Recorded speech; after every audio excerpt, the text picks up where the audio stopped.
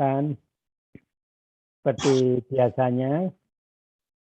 Kalau tidak ada masalah jaringan, videonya di-on-kan semua, audionya di-mute, kecuali ingin bertanya boleh langsung memotong.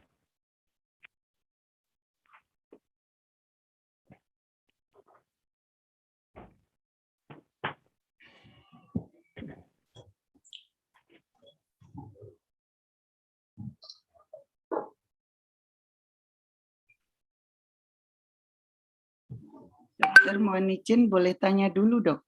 Silakan, boleh saja, manfaatkan waktu. Iya. Terima kasih, Dokter. Yang mengenai kinerja yang minggu lalu itu, Dokter, yang Dokter Wit menyampaikan kalau tugas pokok itu wajib dilakukan di jam kerja. Lah ini ternyata kami dari laboratorium itu seringkali tidak bisa, Dokter. Seperti interpretasi PCR itu kan selalu di luar jam kerja, Dokter. Kalau Oh, seperti sebentar Bu, tidak begitu. itu, Jadi yang dimaksud kalau punya dua tugas yang berbeda, satu tugas pokok dan satu tugas tambahan, itu tugas pokok harus lebih diutamakan. Jadi kalau tugas pokok itu memang bisa dan harus dikerjakan di jam dinas, ya tugas pokoknya dijalankan dulu. Kecuali kalau tugas pokok itu harus menunggu proses, dan prosesnya itu melebihi jam kerja, ya diselesaikan setelah proses selesai, Bu. Ya, jadi jangan salah. Jadi kalau proses pemeriksaan alatnya belum selesai, ya boleh saja menjalankan tugas tambahan dulu. Tapi kalau pada jam kerja pemeriksaan oleh alat itu sudah selesai, ya segera selesaikan dahulu pembacaannya dan kesimpulannya. Itu prinsipnya, jangan sampai keliru. Baik, Dokter, matur nuwun. Soalnya sekarang ini kita harus ekstra hati-hati, ya, karena banyak orang yang memanfaatkan ya payung hukum untuk kepentingan materi. Jadi misalnya pernah ada kasus karena hasil penunjangnya terlambat, pasiennya tidak tertolong. Nah, itu keluarga pasien mempersoalkan secara hukum. Jadi tolong ekstra hati-hati. Tolong ekstra hati-hati betul di dalam menangani pekerjaan, di dalam menangani pasien. Pokoknya nomor satu fokus pada customer. Sudah, itu nomor satu sudah. Fokus pada customer. Customer adalah segala-galanya. Sudah, prinsip itu Bapak Ibu pegang betul. Begitu Bu Usuki. Baik, Dokter, matur nuwun. Yang lain silakan. Pak Wit izin bertanya. Ya Bu Jali. Pak mau tanya berkaitan tentang undang-undang yang mengatur tentang ketentuan rawat jalan itu apa ada ya Pak? Misalnya kalau di GD itu kan ada seperti jenis pelayanan minimal yang harus dilakukan, alat-alatnya. Kalau di rawat jalan itu apa ada ya Pak yang mengatur? Jadi Ibu bisa mungkin menganalogikan sebagai klinik, Bu. Jadi cari peraturan menteri yang mengatur tentang klinik. Jadi rawat jalan itu setara dengan klinik. Begitu.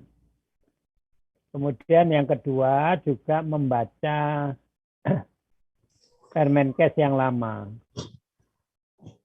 Ya, jadi di Permenkes yang lama itu klasifikasi rumah sakit kan ada persyaratan alat dan pelayanan. Ya. Jadi yang kedua Ibu juga bisa mengacu pada Permenkes itu. Tetapi juga ekstra hati-hati Ibu melihat nomor 3 ya. Yang ketiga, ekstra hati-hati melihat Undang-Undang nomor 44 tentang rumah sakit. Mungkin pernah kita lihat terutama pasal 4 dan pasal 5. Di situ sangat jelas rumah sakit itu harus memberikan pelayanan kesehatan paripurna. Nah, ini paripurna ini multitafsir, Ibu. Jadi kalau pengacara yang mendampingi penuntut, dia bisa macam-macam menyimpulkan paripurna itu. Paripurna itu ya pokoknya harus lengkap-lengkapnya. Harus selesai di situ. Ya. Jadi tolong ekstra hati-hati. Lebih baik Ibu melihatnya kasus saja, Bu. Jadi tambahkan melihat kasus. Kalau TB paru itu prosedurnya harus bagaimana? Kalau TB tulang, prosedurnya harus bagaimana? Jadi untuk kasus-kasus tertentu, Bu Sally, lebih baik Ibu juga melihat teori medisnya untuk kasus. Mungkin juga bisa melihat PPK yang ada di rumah sakit itu. Jadi apakah PPK-nya sudah lengkap mengatur termasuk penanganan pasien rawat jalan. Termasuk pasien kegawat daruratan. Harusnya ada PPK-nya, Bu, harusnya. Ya, jadi Ibu tolong melihat tadi itu ya, bagaimana pengaturan klinik oleh Menteri Kesehatan, kemudian juga tetap melihat Permenkes yang nomor 3 yang lama itu tentang klasifikasi rumah sakit, juga melihat Undang-Undang 44 tentang rumah sakit, dan juga tidak kalah pentingnya Ibu pahami betul ya standar medisnya, dan itu harusnya ada di PPK harusnya. Bagaimana kalau pasien rawat jalan, bagaimana kalau pasien rawat inap, begitu Bu Sally. Iya Pak izin bertanya lagi ya. Oke.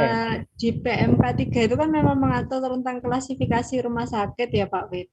Ya. Tapi saya kemarin membaca itu ada peraturan pemerintah baru nomor 47 2021 itu di mana dia juga mengatur tentang klasifikasi rumah sakit dan isinya beserta lampirannya itu hampir sama seperti PMK 3. Namun dia tidak mencabut PMK 3 secara tertulis.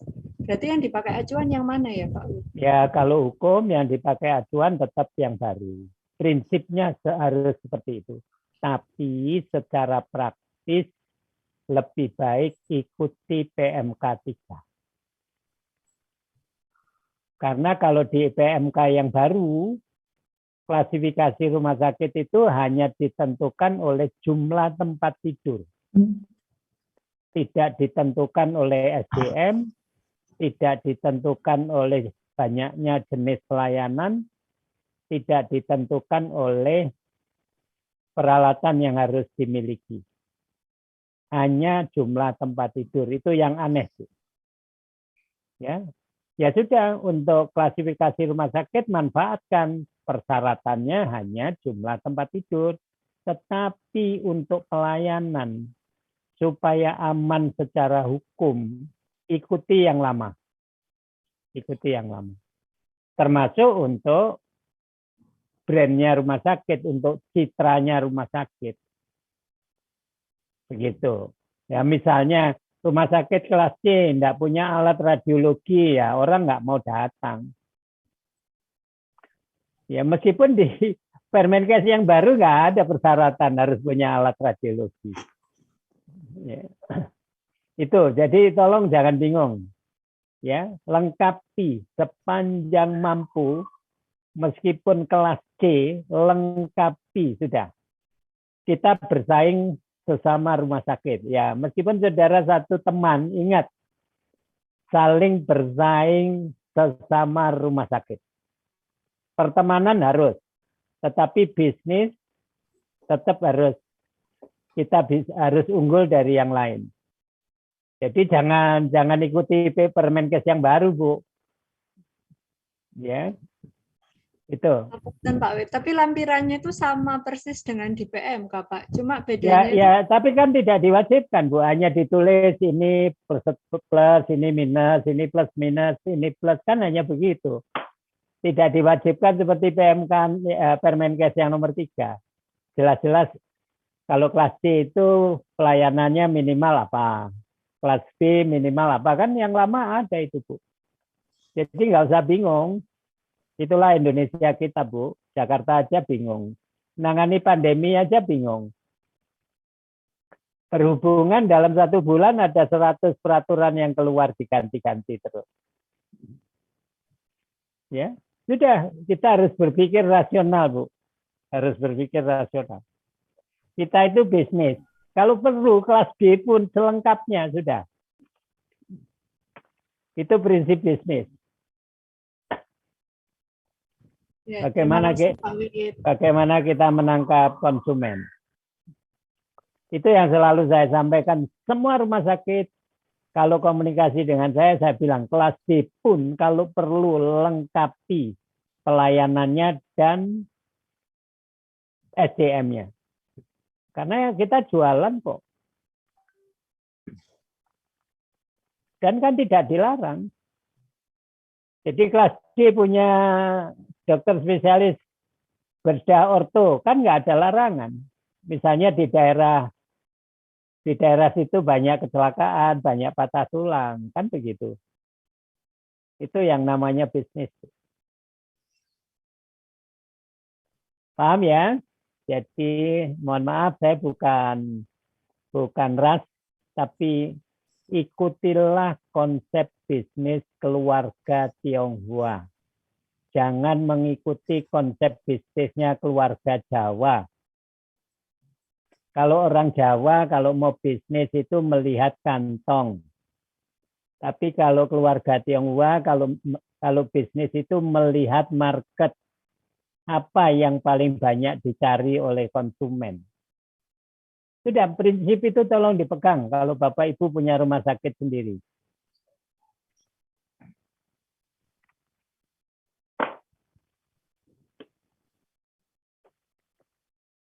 Jadi seperti Sidoarjo itu sudah lama bisa terkategori kelas B, kelas A. Baru nanti 2022 ini mengusulkan untuk kategori kelas A. Tapi sebenarnya sudah 3-4 tahun yang lalu bisa terkategori kelas A. Jadi mereka inovatif. Apapun yang bisa disediakan, disediakan. Yang lain ada? Silakan. Pak Wid, mohon izin bertanya, Pak Wid. Silakan, Bu. Oke. Saya bekerja di salah satu rumah sakit swasta, Pak Wid, di Tulungagung. Yang saya ingin tanyakan, bagaimana hubungan koordinasi yang baik antara manajemen dan pemilik, terutama jika direkturnya itu adalah salah satu pemiliknya. Ya, tapi nanti jangan menuntut secara hukum ya, Bu Sisilia. Jadi pemilik itu menurut aturan hukum tidak boleh menjadi direktur. Itu ada di undang-undang itu. Hati-hati. Kecuali dia bermain curang. Misalnya meskipun pemilik tidak dimasukkan sebagai misalnya pengurus atau pemegang saham di PT. Sehingga seolah-olah bukan pemilik. Sehingga dia bisa jadi direktur. Tapi kalau ada apa-apa bisa blunder itu. Ya. Nah, bagaimana hubungan harus diatur? Itu harus diatur di dalam peraturan internal korporasi. Corporate bylaw-nya, Bu. Jadi hubungan antara pemilik dengan direktur itu harus jelas diatur di dalam dokumen yang disebut corporate bylaw. Atau peraturan internal rumah sakit. Di situ harus jelas bagaimana ya hubungan pemilik dengan manajemen. Ya, apa kewenangan pemilik, apa kewajiban pemilik, apa kewenangan manajemen, apa kewajiban manajemen. Harus jelas tertulis. Jadi kalau belum ada, kalau pas rapat dan ada yang ibu di audiens diminta usul, ibu usulkan. Mohon jangan lupa rumah sakit harus memiliki hospital bylaw dan corporate bylaw. Kalau tidak punya, hati-hati. Kalau ada apa-apa, pasti kehabisan uang pasti. Ya, jadi kalau ibu sebagai staf di rumah sakit itu tidak ada salahnya mengingatkan mengingatkan manajemen atau mengingatkan pemilik apakah sudah ada dokumen corporate bylaw dan hospital bylaw. Yang hospital bylaw itu pada akreditasi selalu diakses, Bu. Pada waktu penilaian akreditasi pasti ditanyakan. Sudah ada hospital bylaw enggak? Kemudian kadang-kadang sampai dilihat isinya sudah betul, sudah lengkap apa enggak. Tapi kalau corporate bylaw biasanya yang ngecek notaris. Pada waktu perpanjangan, pada waktu izin di notaris, ya kalau notarisnya sudah pengalaman pasti menanyakan dokumen corporate bylaw. Itu Bu Fiblia. Pak Wid, boleh menambahkan pertanyaannya yang nyambung dengan Mbak Vivilia. Ya. Kalau pemegang sahamnya banyak rumah sakit itu, apakah semua yang pemegang saham itu tidak boleh menjadi direktur? Jadi pemegang saham itu analogi dengan pemilik itu. Jadi hati-hati ya, secara hukum bisnis pemegang saham itu analogi terkategori sebagai pemilik. Dan menurut aturan perumah sakitan, pemilik tidak diperbolehkan menjadi direktur rumah sakit. Begitu Bu Vena. Jadi tolong diatur betul. Ya. Dan sebenarnya begini, asal corporate bylaw-nya jelas, kewenangan, kewajiban masing-masing, mestinya enggak perlu pemilik itu menjadi direktur. Malah dia enak tinggal perintah-perintah saja. Katakanlah saya pemilik. Pak Dendi daftar ke saya, ingin jadi direktur. Ya saya bilang, targetnya ini ya Pak Dendi, 2 tahun, bornya harus naik setiap tahun 10%. Bisa enggak? Lebih enak begitu daripada saya harus mikir sendiri.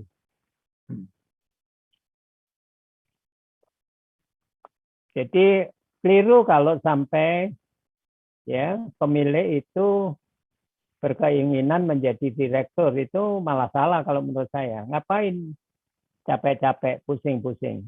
Cari manajer yang profesional, beri target. Ya. Kemudian ada reward dan punishment. Kalau memang bisa ya kasih bonus. Tiap tahun naik 10% kasih bonus. Kalau nggak bisa peringatan. Bisa nggak ini? Kalau enggak tak cari yang lain loh. Tinggal begitu kan? Ya, silakan yang lain. Saya lihat tadi ada beberapa yang juga ingin bertanya. Silakan. Izin bertanya, Pak Wid. Silakan, Bu. Untuk FMEA itu apakah sama dengan risk management, ya, Pak Wid?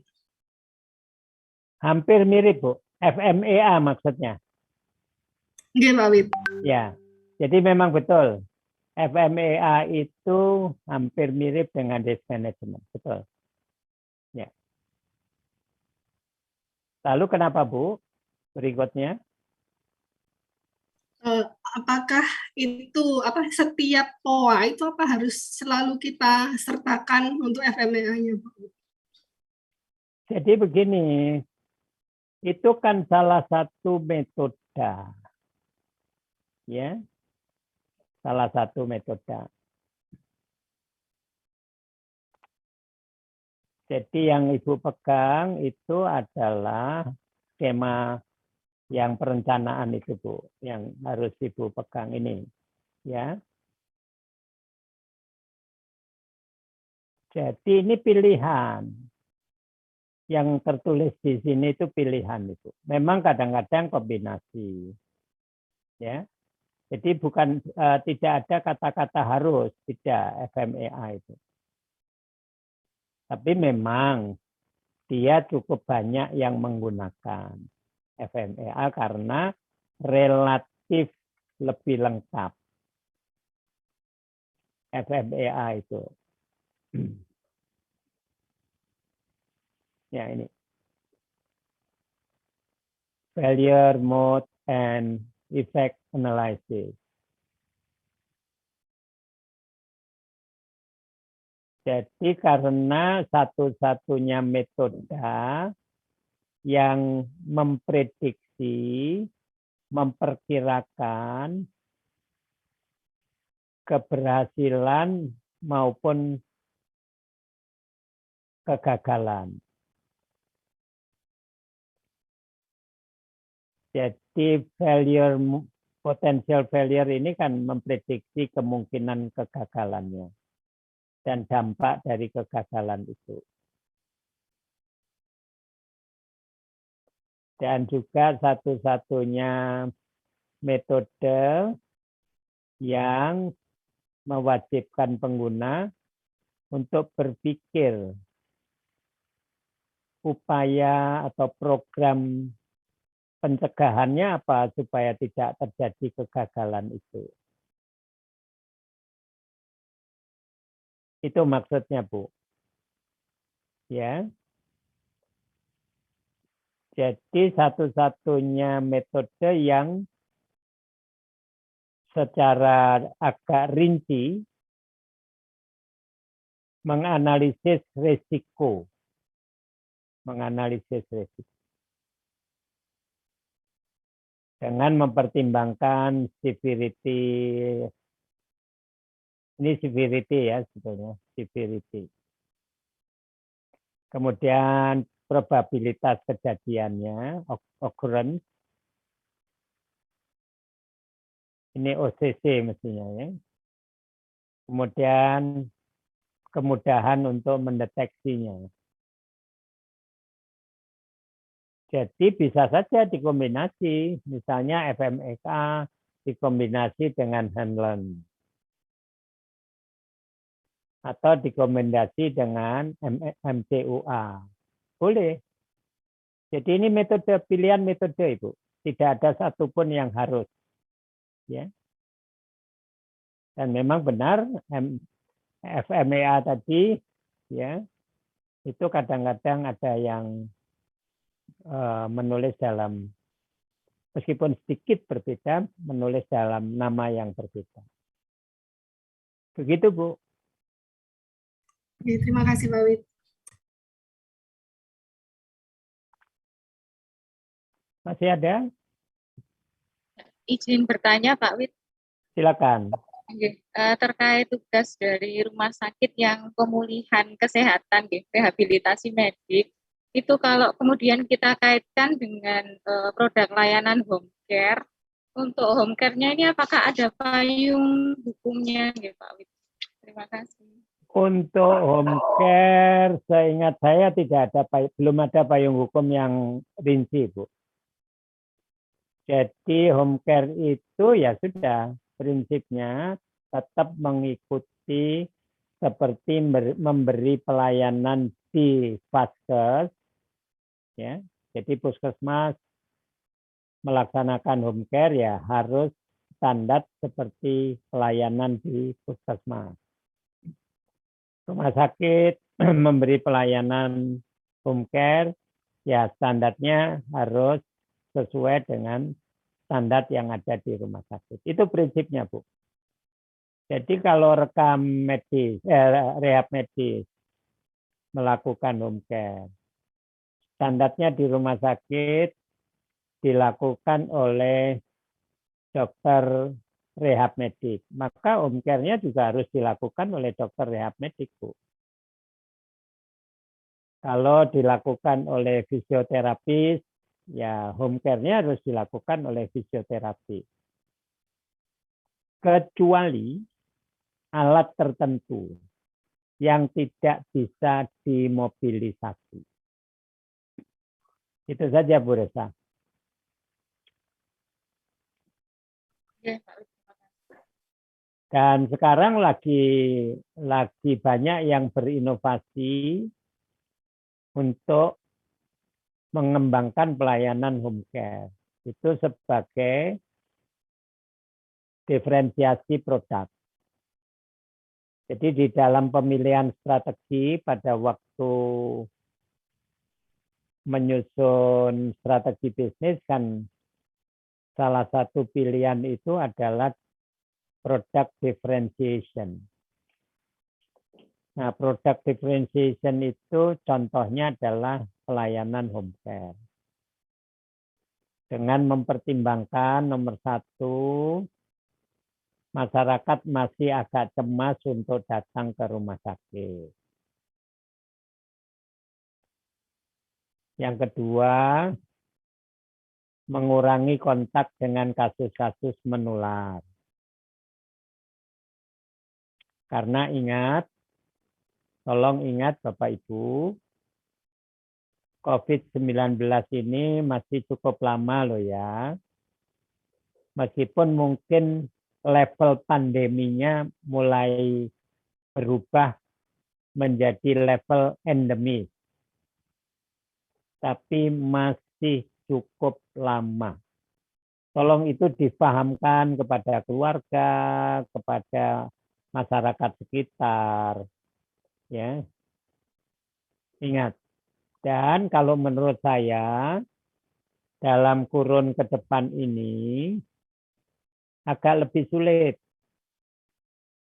Ya, menurut saya agak lebih sulit. Kenapa? Kalau dulu sebelum orang divaksinasi, kalau tertular COVID itu langsung gejala berat. Jadi langsung tahu dia kena COVID.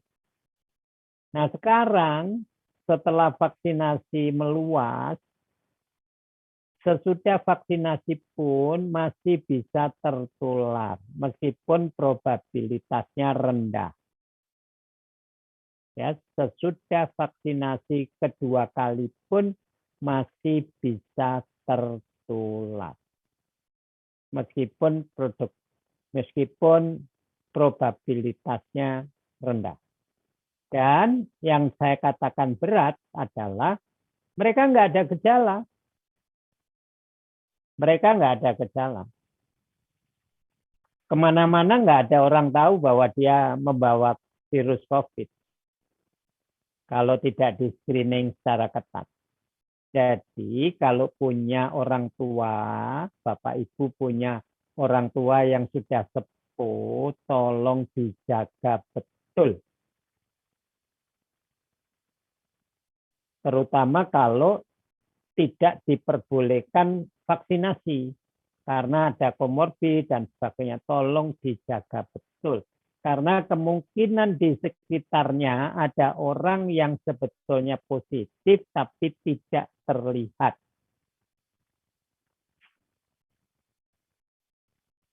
Apalagi nanti kalau anak-anak sekolah itu sudah tatap muka. Tolong yang putri, yang kakung harus bisa menjaga betul ya. Cucunya yang pulang sekolah harus segera mandi dan ganti baju. Dan jangan mencium. Mencium pipi, mencium hidung. Sudah hilangkan kebiasaan itu. Karena siapa tahu anak yang pulang sekolah ini sebetulnya positif. Tolong itu dijaga betul. Ya, makanya itu program home care kembangkan, buat inovasi. Ya, saya kalau persoalan hal-hal begini tidak saya rahasiakan, silakan difahami, diinovasi sehingga rumah sakitnya mendapatkan revenue ya dari produk yang berbeda. Begitu Bu, Bapak Ibu yang lain, ya.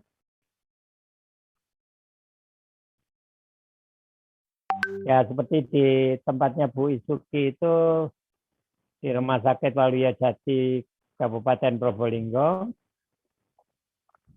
Mungkin 3-4 bulan yang lalu hal-hal ini juga saya sampaikan. Dan teman-teman di sana inovatif gitu ya. Menyebar leaflet kepada masyarakat, jangan takut datang ke rumah sakit. Karena akan dijaga betul ya, supaya mengurangi kontak dengan mereka yang berpenyakit penular. Oke, jadi hari ini kita akan beralih pada konten yang berbeda. Saya anggap perencanaan sudah selesai, tapi tolong banyak membaca sendiri. Dan setiap saat kalau pas saya yang mengisi perkuliahan, kalau masih ada pertanyaan tentang perencanaan, tentang organisasi, tentang manajemen, tentang policy, silahkan. Hari ini kita akan fokus pada evaluasi.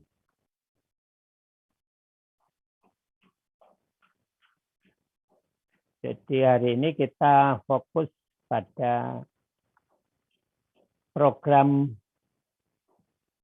evaluasi program. Jadi sesuai dengan skema yang ada di cover ini, ada yang mengatakan kalau menyiapkan evaluasi itu ada 5 tahap ya. Ada yang mengatakan 6 tahap. Silakan. Yang penting Bapak Ibu harus tahu menyiapkan evaluasi itu tidak sekedar ayo besok evaluasi, tidak sekedar begitu. Tapi evaluasi itu sudah ada, sudah harus ada di dokumen perencanaan. Seperti yang selalu saya sampaikan pada perkuliahan sebelumnya, ini juga area tesis. Silakan, apakah di dalam dokumen perencanaannya rumah sakit sudah ada bab yang mengatur pelaksanaan evaluasi, termasuk kisi-kisinya, prosedurnya, kriteria penilaiannya, ya.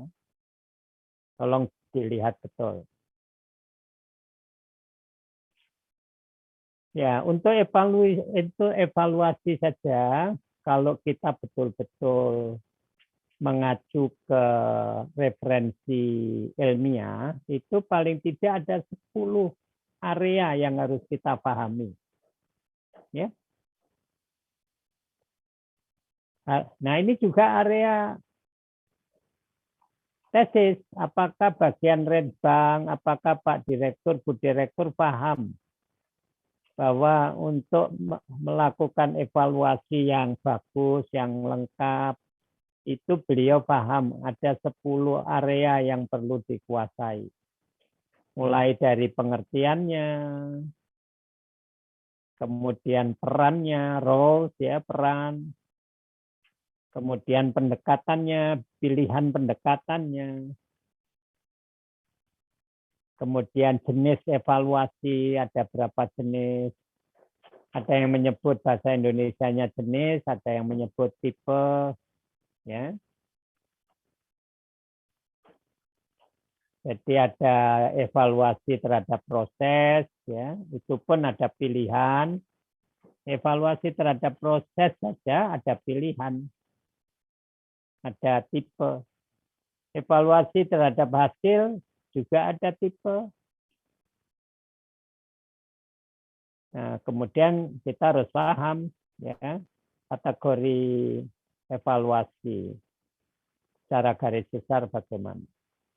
Dan makanya saudara diberi kuliah ekonomi kesehatan. Karena di dalam area manajemen mengandung banyak hal area ilmu ekonomi. Sehingga juga harus dilakukan evaluasi. Jadi dimensi ekonomi juga harus dievaluasi pada program itu. Ya. Dan itu nanti ada metode evaluasi ekonomi. Dan mungkin juga ada yang lain supaya saudara mengenal. Dan nanti kalau membuat proposal untuk tesis, hati-hati. Research evaluation itu sangat berbeda dengan program evaluation. Jadi di dalam metode penelitian ada salah satu area yang disebut evaluation research atau research evaluation. Jadi betul-betul riset. Kalau ini penilaian. Program evaluation itu menilai. Mengukur dulu baru dinilai. Kalau ini betul-betul riset. Harus mengikuti kaidah metode penelitian. Yang kalau agak advance ya banyak program evaluation yang lain. Dan jangan lupa ada proses perencanaan tadi. Ada yang menyebut 5, ada yang menyebut 6 tahap. Ya.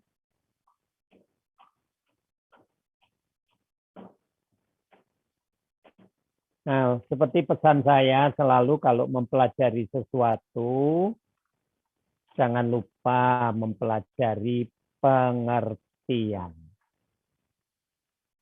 definisi, atau konsep. Konsep itu definisi, konsep itu pengertian. Evaluasi itu adalah sebuah proses mengumpulkan informasi, mengumpulkan data dan mengumpulkan informasi. Kemudian melakukan analisis dari data yang sudah terkumpul. Dan menginterpretasikan, jadi mengkategorikan berhasil, ya, kurang berhasil, tidak berhasil, misalnya begitu. Tercapai target, kurang tercapai targetnya, sama sekali tidak tercapai target. Itu yang disebut interpretasi, memaknakan hasil analisis. Pada semua aspek yang ada di program, semua aspek yang ada di program. Ya peralatannya, ya SDM-nya, ya. Hasilnya, prosesnya, inputnya.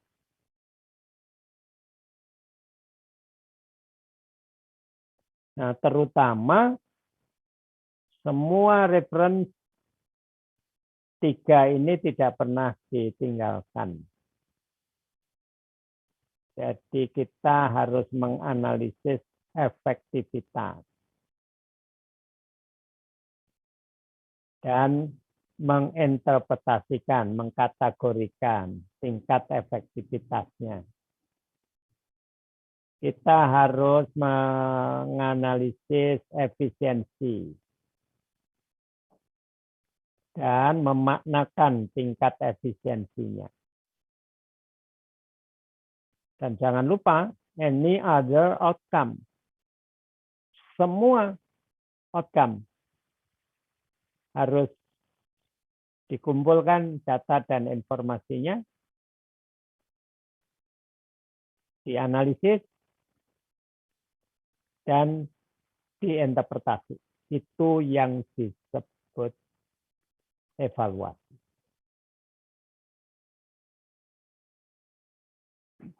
Terutama evaluasi program ya. Karena hati-hati kalau saudara membaca referensi, banyak tulisan evaluasi tetapi untuk pendidikan. Jangan sampai keliru. Agak berbeda kalau evaluasi di dalam pendidikan. Agak berbeda dengan yang di program.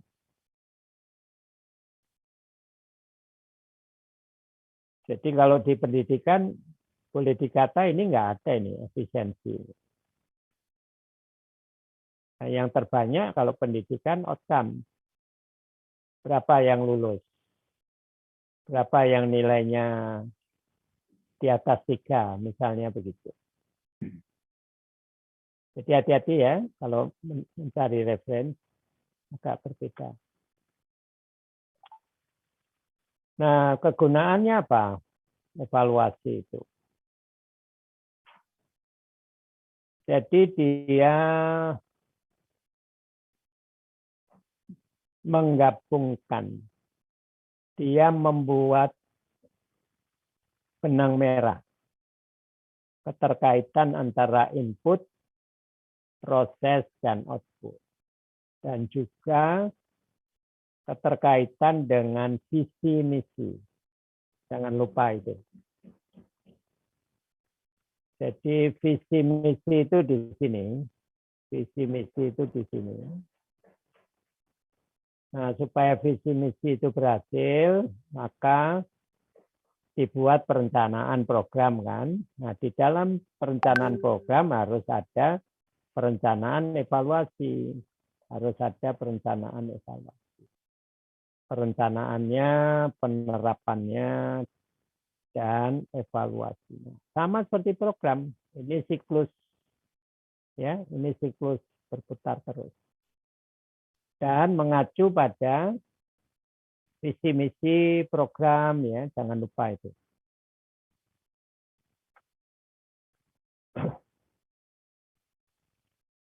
Jadi evaluasi itu sebuah proses yang sistematik dan terstruktur. Harus sebuah proses yang rigorous, sistematik dan terstruktur. Untuk menyediakan tadi itu judgment tadi, kesimpulan terhadap program, jangan lupa. Ya, bisa kita pergunakan untuk mengevaluasi kebijakan, mengevaluasi proses, mengevaluasi proyek, dan sebagainya. Sehingga kesimpulan tadi, kriteria tadi itu bisa kita pergunakan untuk pengambilan keputusan. Nah, ini jarang dilakukan bagi rumah sakit yang mungkin belum banyak yang paham tentang manajemen, masih jarang menerapkan secara terstruktur dan sistematik ya pengendalian program yang dilengkapi dengan evaluasi untuk mengambil keputusan ya kedepannya harus bagaimana. Jadi menyediakan informasi ya tentang progres sebuah program ya perjalanan sebuah program yang nanti bisa kita pergunakan untuk menyelesaikan masalah dan meningkatkan kinerja. Dan pasti ada kaitannya nanti dengan anggaran dan penggunaan resources. Itu yang tidak boleh lupa. Ya. Jadi informasi hasil evaluasi itu tolong pasti terkait dengan keputusan tentang anggaran dan pemanfaatan resource. Dan untuk sekarang ini dituntut kan semua organisasi publik seperti rumah sakit harus transparan, accountable, terutama yang milik pemerintah. Tapi termasuk yang swasta, jangan lupa. harus transparan dan akuntabel. Ya, terutama kalau swasta sahamnya ya dimiliki oleh beberapa. Jadi kalau sahamnya hanya 100% satu orang ya mungkin transparansi itu hanya penting untuk staff, terutama kalau akan pembagian jaspel itu.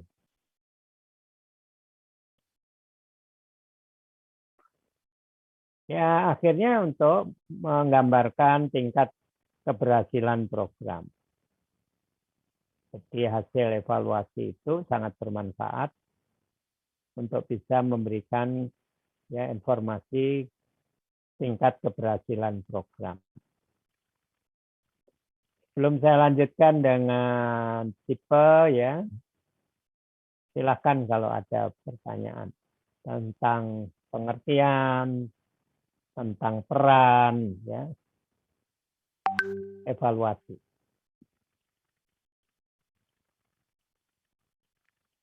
Dan jangan berpikir bahwa ini kan hanya tugasnya direksi. Enggak. Semua manajer, ingat loh ya, semua manajer harus melakukan evaluasi di unit kerjanya. Di program yang dijalankan unit kerja itu. Jadi semua yang hadir di sini harus paham betul mengenai prinsip, pengertian, kemudian pelaksanaan, evaluasi. Silakan. Mohon izin tanya, Dr. Wid. Silakan, Bu. Terkait dengan program yang ada keterkaitan dengan unit kerja lain gitu, pripun Dr. Wid? Apakah juga kita melakukan evaluasi bersama-sama ataukah tetap kita lakukan pada unit kerja yang kita ampuh saja? Terima kasih. Jadi kalau ada kolaborasi, program yang ditangani bersama, yang saya sebut sebagai kolaborasi, maka kedua unit kerja atau lebih itu bersama-sama merencanakan evaluasinya. Jadi punya paket evaluasi yang disusun bersama dulu. Nah, perkara nanti pelaksanaannya ya di masing-masing, dilaksanakan di masing-masing. Tapi polanya sudah terintegrasi, Bu. Ya, pola evaluasinya. Jadi pada waktu merencanakan program yang ditangani oleh lebih dari satu unit kerja, ya kan perencanaannya mestinya ya duduk bersama. Nah, di dalam perencanaan jangan lupa sampai dengan merencanakan evaluasinya. Nah, pada waktu merencanakan evaluasinya kan tadi kan, sarana yang nanti harus dipakai apa, siapa yang melakukan evaluasi, kapan evaluasi itu harus dilakukan, itu sudah direncanakan, Bu. Nah, kalau itu sudah tertulis, ya sudah, masing-masing melaksanakan seperti hasil kesepakatan itu. Begitu, Bu Isuke. Dokter, terima kasih. Yang lain, silakan. Mohon izin, Pak. Silakan, Pak Dendi. Ya, ini terkait program evaluasi. Kalau ditautkan dengan perencanaan evaluasi kemarin, Pak Wid, itu di situ tuh ada proses penilaian atau evaluasi formatif sumatif. Ya. Jadi kalau dilihat dari evaluasi, apakah evaluasi ini kalau formatif sumatif itu kan ada, kalau tidak salah formatif itu bisa dilakukan di pertengahan kegiatan program berjalan.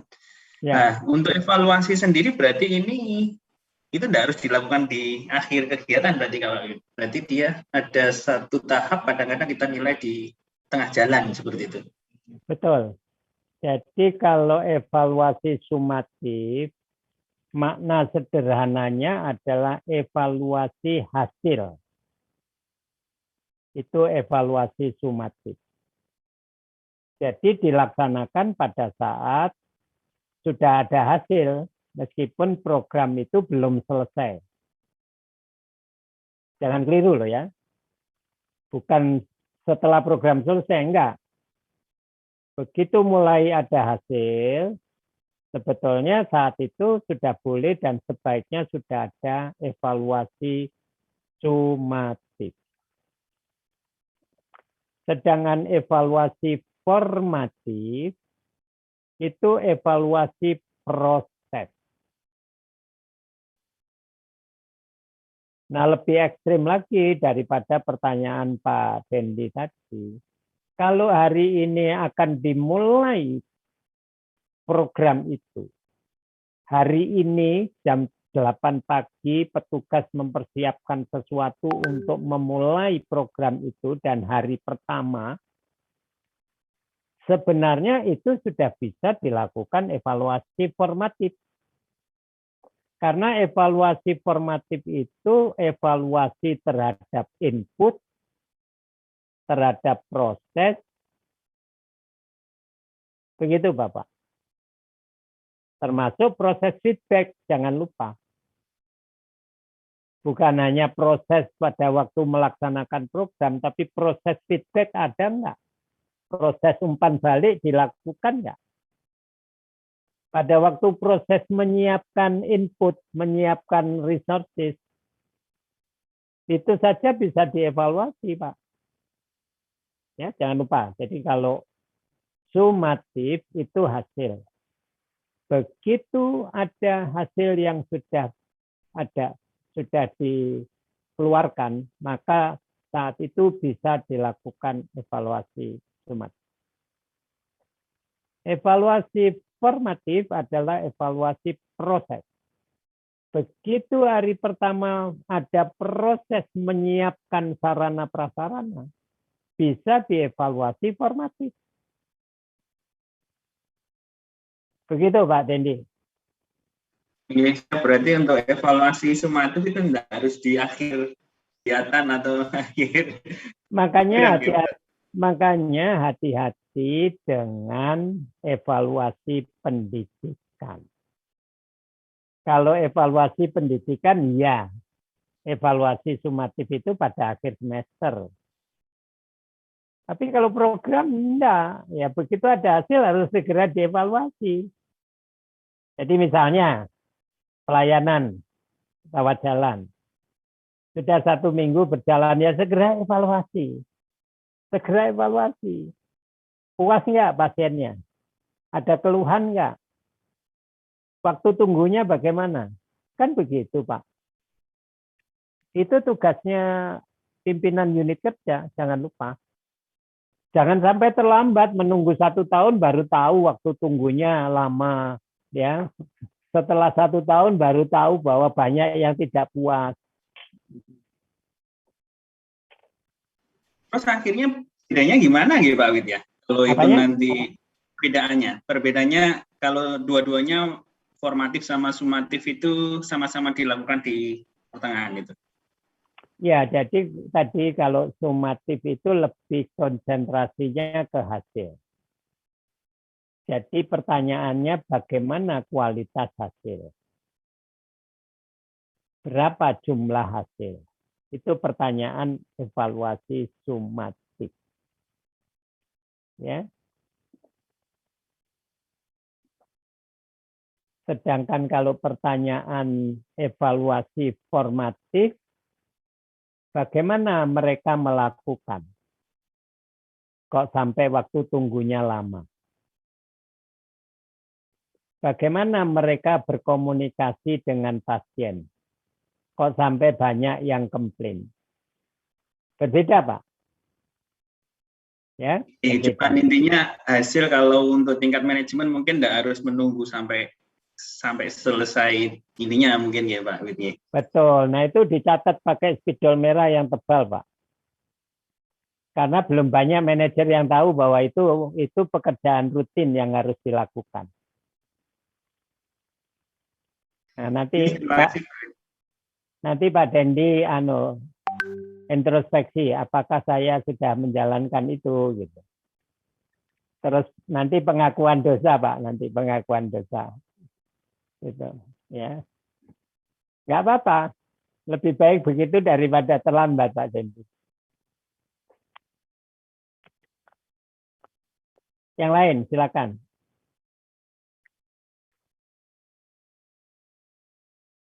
Baik, kalau belum ada, saya lanjut dulu. Ini yang ditanya tadi ya. Proses, evaluasi proses. Jadi ada evaluasi proses yang kalau di secara referensi disebutnya sebagai formatif itu.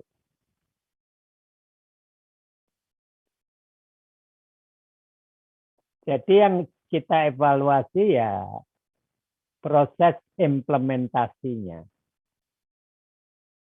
Proses implementasi. Implementasi mulai dari input, implementasi prosesnya itu sendiri, implementasi feedback-nya, begitu. Kemudian implementasi di output juga bisa. Apakah outputnya selalu ya dianalisis. Jadi misalnya pada fase output apakah melakukan analisis terhadap output. Nah, itu kan proses. Bisa seperti itu. Jadi sebenarnya tidak hanya input dan proses. Jadi itu tadi pertanyaannya ya kualitas implementasinya Bapak Ibu. Kualitas implementasinya. Tingkat implementasinya. Jadi fokusnya pada proses. Menyiapkan fasilitasi. Apakah manajer sebagai fasilitator apa enggak? Itu saja contoh evaluasi proses. Manajer sebagai pembimbing atau bukan? Ya. Bagaimana menghilangkan barrier? Ya, bagaimana pada saat melaksanakan program ya kendala itu selalu diselesaikan. Itu evaluasi proses. Ya, ini diulang lagi ya, operasional. Nah, tadi jangan lupa jadi bisa input proses, bisa output. Dan mungkin tidak perlu sampai ke outcome. Kalau manajemen sehari-hari cukup sampai dengan output. Nah, di sini ada proses, tadi yang saya sampaikan. Di sini murni proses, tapi di output kan juga ada proses. Ya.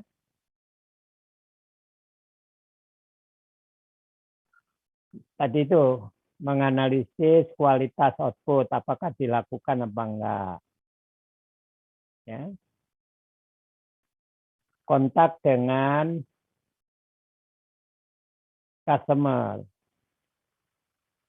Bapak Ibu pernah servis di Auto 2000 enggak? Ada yang pernah servis di Auto 2000? Pernah, Dok. Oke. Apa yang Ibu rasakan atau yang Ibu terima setelah servis? Selalu ada apa ya? Selalu dikontak kan? Iya. Ibu, Bapak, bagaimana masih ada hal-hal yang belum selesai servisnya, ada keluhan? Ya kan, Bu? Iya, Pak. Ya. Padahal Auto 2000 itu menjaga apa, Bu? Menjaga apa? Kepuasan pelanggan. Auto 2000 itu menjaga kendaraan. Kalau rumah sakit, apa? Menjaga apa?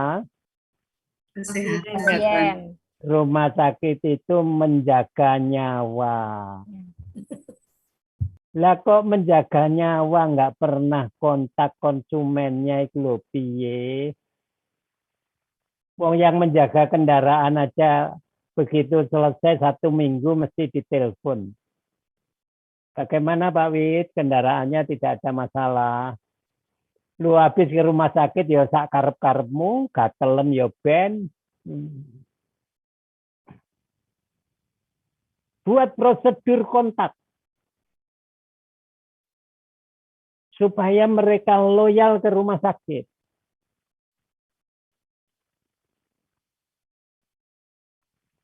Ingat loh, kalau enggak nanti pada waktu akhir ditanya, siapa petugas rumah sakit? Angkat tangan. Semua belok ke kiri karena membiarkan konsumennya. Ya.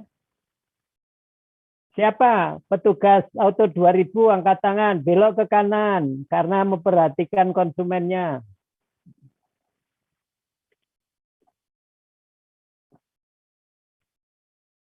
Hati-hati Bapak Ibu. Saya sambil bergurau betul-betul mengingatkan ini. Tolong sesederhana itu tetapi dirasakan berbeda oleh konsumen. Makanya selalu ada pesan fokus pada konsumen. Fokus pada konsumen. Sudah, segala-galanya.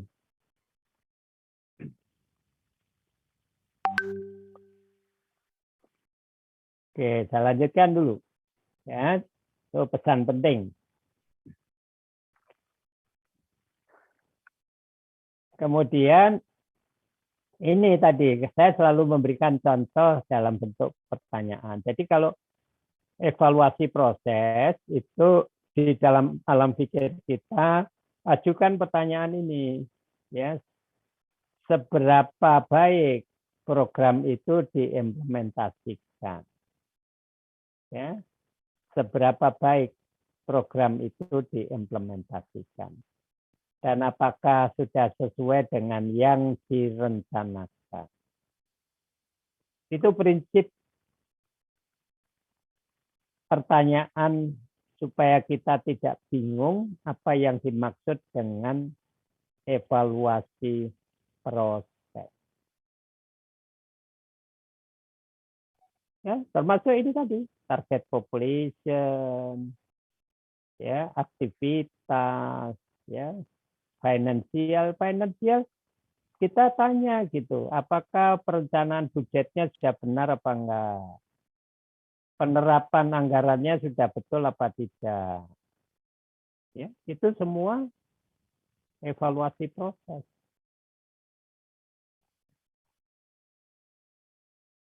Nah, Bapak Ibu baru sadar ya, ngapain daftar ke Mars ya? Kalau saya Pak, ya, kalau gajinya sama, disuruh memilih Pak Wagio kalau disuruh memilih jadi direktur rumah sakit atau direktur pabrik mobil, kalau gajinya sama. Kalau saya memilih direktur pabrik mobil, Pak. Sama Pak Wid. Nah, ngapain Pak Wagio daftar ke Mars? Ayo. Salah dewe, golek angel. salah dewe golek angel ya. Ya salah dari awalnya, Pak Wid. Iya. Salah sejak awal. Ya, ini untuk introspeksi. Jadi hati-hati, menangani rumah sakit itu sangat kompleks. Ya, menangani rumah sakit sangat kompleks. Jadi harus betul-betul manajemennya harus, ya, komunikasi, koordinasinya harus baik betul, dan penguasaan manajerialnya juga.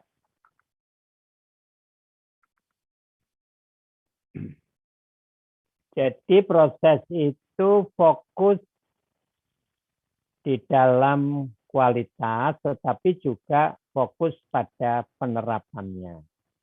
Jangan lupa. Jadi dua-duanya ini penting.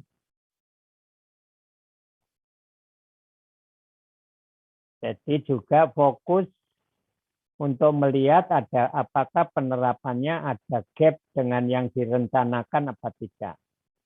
Yang terjadi itu bertentangan dengan yang direncanakan atau tidak. Pada semua hal, SDM-nya, ya, prosedurnya, anggarannya, dan sebagainya. Jadi ini kalau Bapak Ibu ingin menulis, ya, melakukan evaluasi untuk sebuah tesis, mungkin 10 tesis saja nggak habis. Ya, ada yang fokus di input, ada yang fokus di proses, ada yang fokus di output, ada yang fokus di feedback misalnya. Silakan. Jadi jangan ada kesan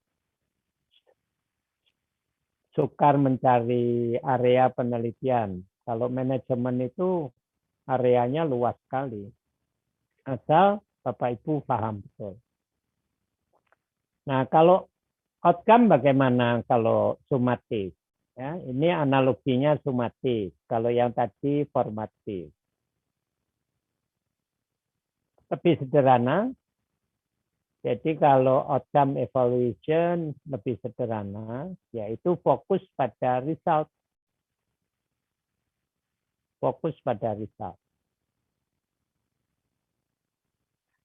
Jadi fokus pada hasil sudah. Nah, tapi jangan lupa tadi seperti sudah kita diskusikan, bukan berarti programnya harus selesai dulu, enggak, ya tidak. Ya, fokus pada result itu bisa juga pada input loh ya. Misalnya di farmasi, mencampur obatnya benar apa enggak? Hasil campuran obatnya benar apa enggak? Padahal masih fase input. Tapi kita fokus pada result. Petugas mencampur obat, nah hasilnya memang sesuai dengan persyaratan apa tidak. Itu yang disebut evaluasi outcome. Nah, fokus pertanyaannya ini. Apakah program itu menghasilkan ya attitude petugas yang berbeda, menghasilkan kepercayaan masyarakat yang berbeda, pengetahuan petugas yang berbeda, perilaku, skill, ya, status kesehatannya baik petugas maupun pasien, ya termasuk kesejahteraan.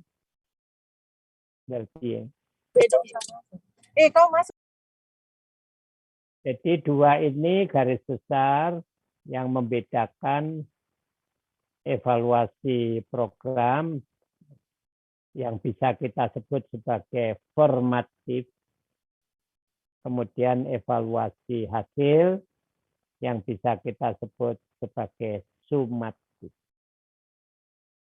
Silakan kalau ada pertanyaan sebelum saya lanjutkan.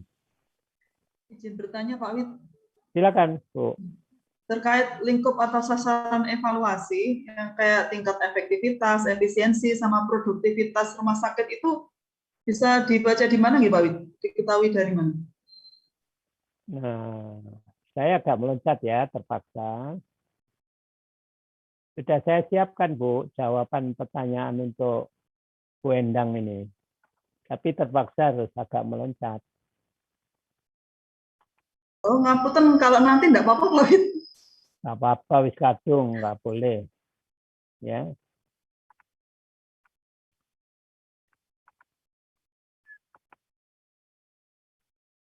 Tentang efisiensi dan efektivitas, ya kan? Ya sebetulnya tidak terlalu jauh melompatnya Bu, nggak apa-apa.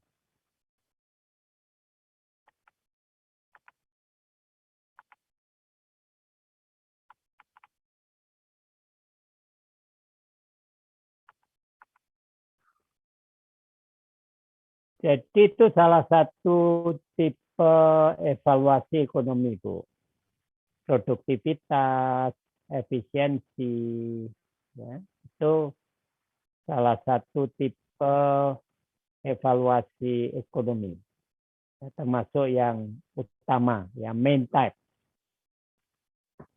Nomor satu cost, ya.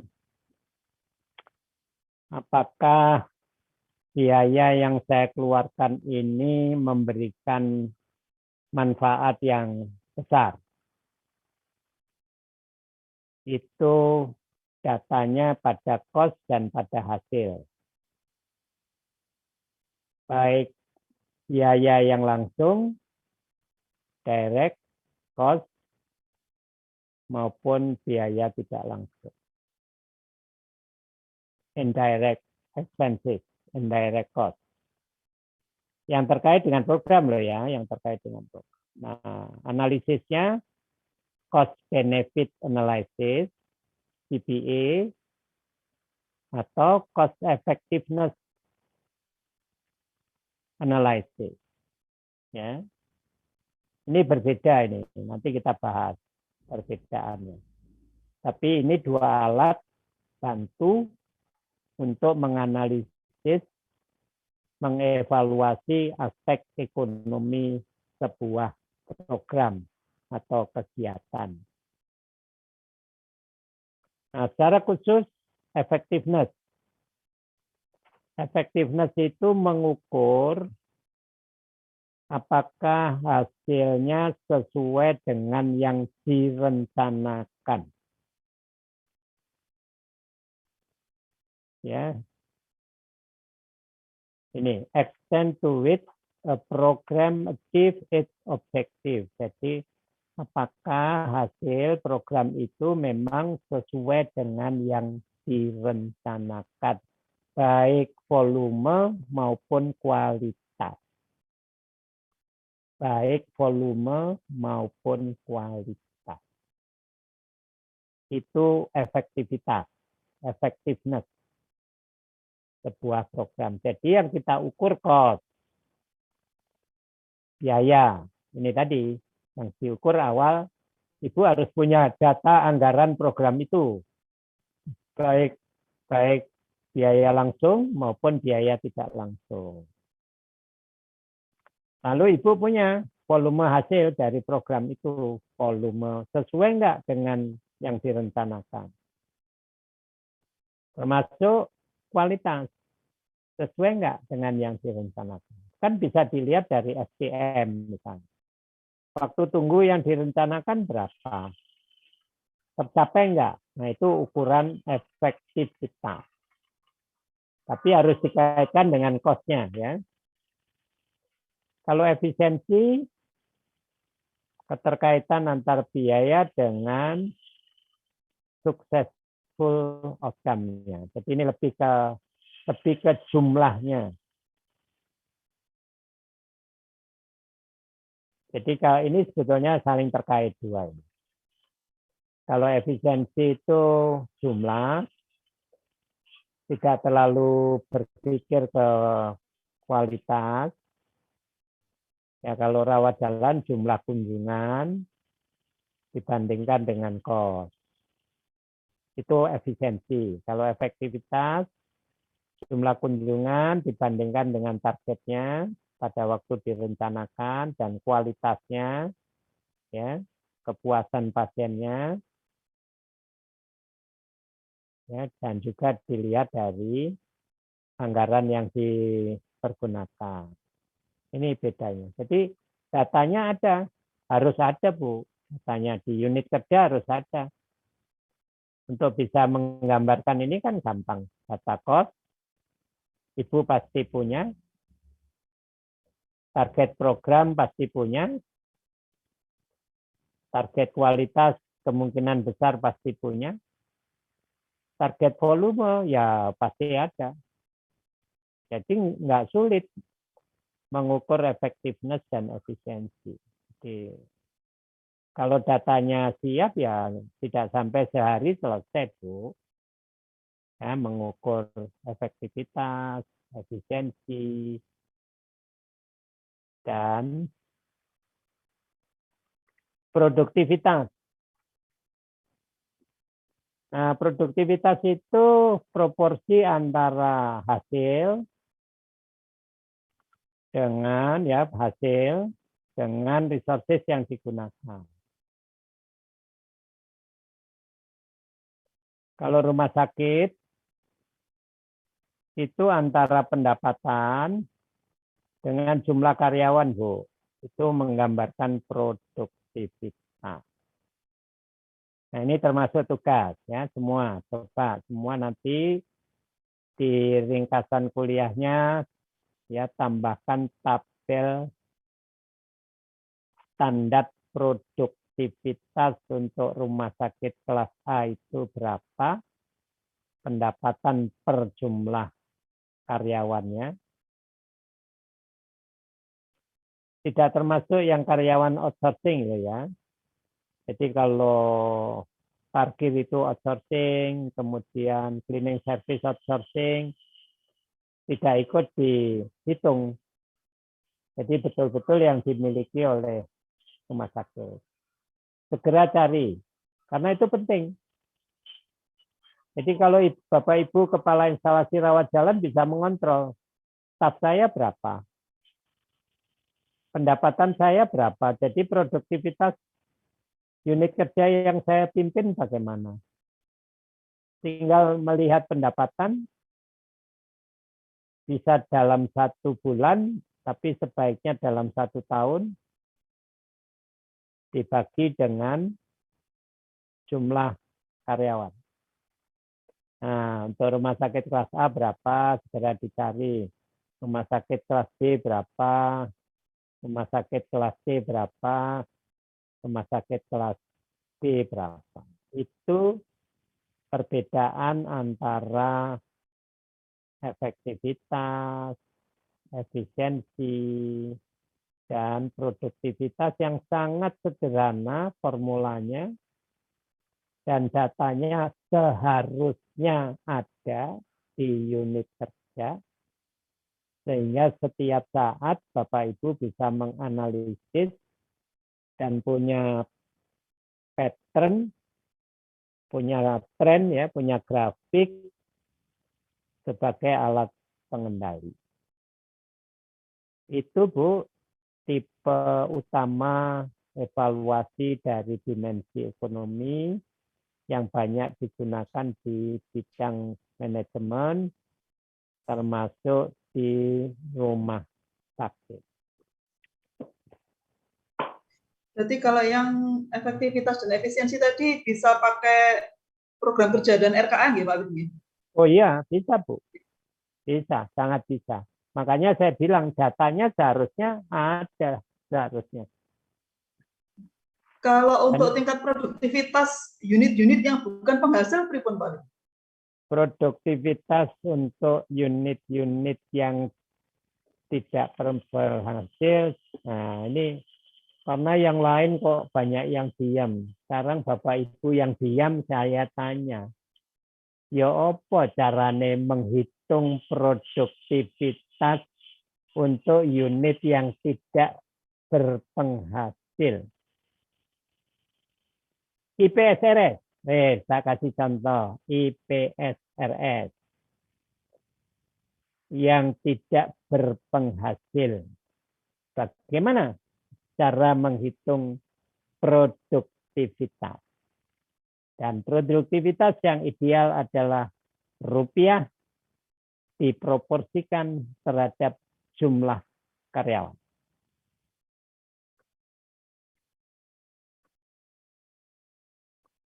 Halo, daripada saya tunjuk, lebih baik Bapak Ibu voluntary menjawab yang sampai.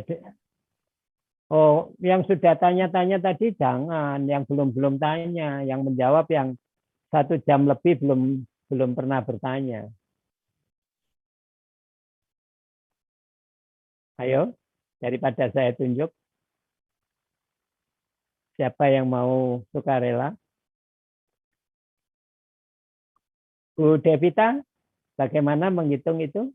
Bu Devita, produktivitas IPSRS. Rumusnya sederhana, rupiah dibandingkan dengan jumlah karyawan. Halo, ya apa ini? Pak Ayi, silakan Pak Ayi. Maaf, belum tahu. Oh, iki tambah parah mana Pak Ayi iki. Jawabannya belum tahu. Ya apa? Ayo, silakan Pak Indra, barangkali Pak Indra. Oke Pak, sami. Ngapunten. Hah? Masih tidak tahu Pak. Walah. Lain kali kalau saya ditanya ya tak jawab nggak tahu aja. Hah? Lain kali kalau Bapak Ibu tanya ya ganti saya bilang nggak tahu. Ayo Bu Nur Aini, gimana Bu Nur? Formulanya sudah diberitahu loh, kok angel mentoh. Produktivitas itu perbandingan rupiah terhadap jumlah karyawan.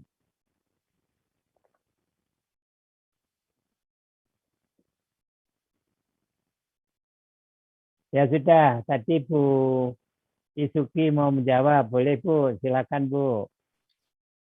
Ya dok, terima kasih. Karena unit penghasil seperti IPS pun merupakan penunjang dari unit non penghasil, merupakan penunjang dari unit penghasil, maka proporsi untuk produktivitas ini tetap dari total jumlah pendapatan rumah sakit dibagi seluruh karyawan yang ada, dokter.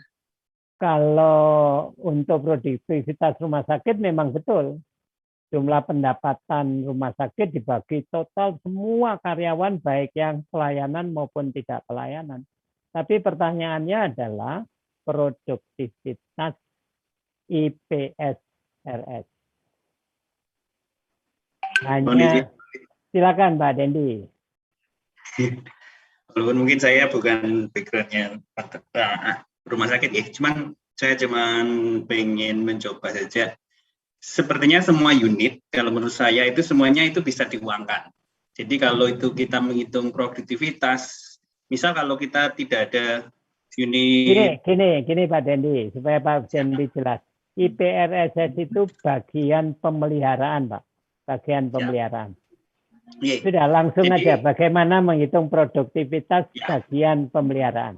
Bagian pemeliharaan itu, walaupun kalau kita hitung itu, kalau kita nilai tidak ada sumbangsihnya terhadap pendapatan, tapi kalau kita lihat tidak ada unit itu, pasti kita akan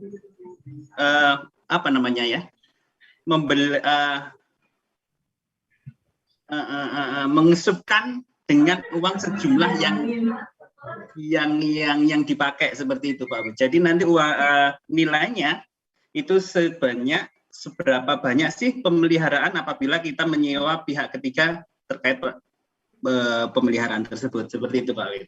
Itu cost-nya. Jadi nanti tinggal nilainya dibagi dengan total dari sebetulnya ya sama Pak, meskipun tidak disubkan ke pihak ketiga, pemeliharaan itu kan bisa juga seandainya karyawannya sudah terampil-terampil kan dikerjakan sendiri dan itu juga perlu anggaran kan. Nah, sekarang bagaimana menghitung produktivitasnya? Sudah jelas ada anggaran, sudah jelas ada jumlah karyawan. Oh, ini matematika SD loh. Ya apa iki? Matematika SD kok. Ayo. Sekarang gini, aduh ya apa rek.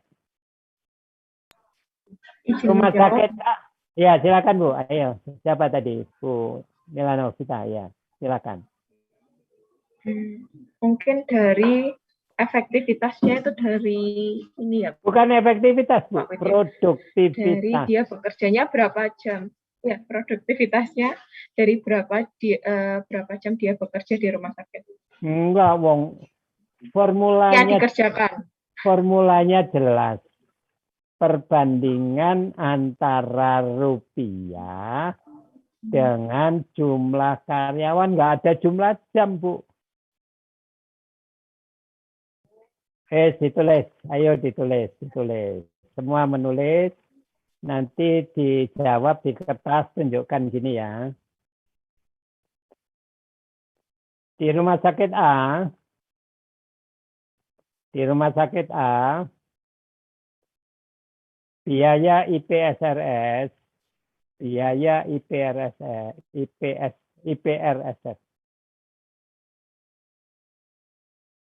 IPSRS 1 tahun 200 juta dengan karyawan 5.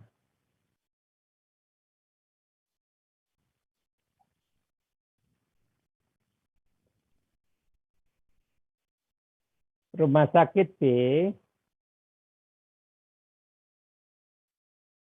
biaya IPSRS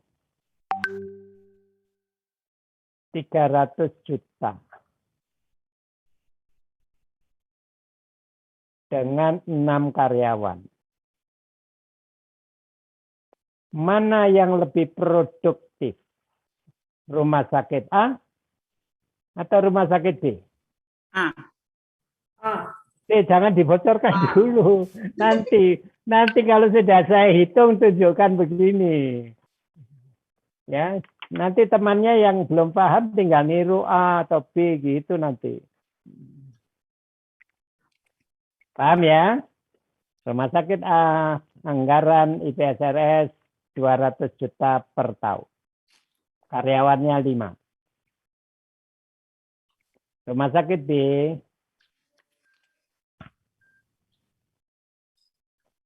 anggaran IPSRS per tahun adalah 300 juta.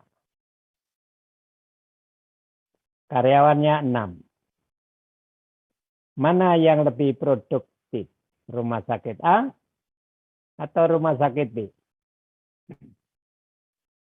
Ya, semua sudah. Nanti saya hitung 1, 2, 3. Tunjukkan di ke depan gini ya jawabannya. Ditulis yang besar. Kalau perlu pakai spidol ditunjukkan begini. A atau B gitu. Sampai saya bilang oke, turunkan. Jadi saya bisa melihat. Ya.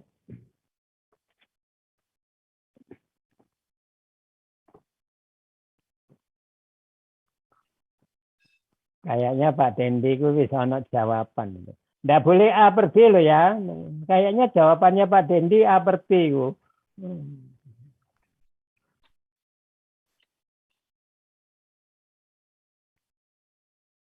Mas tadi bicara apa?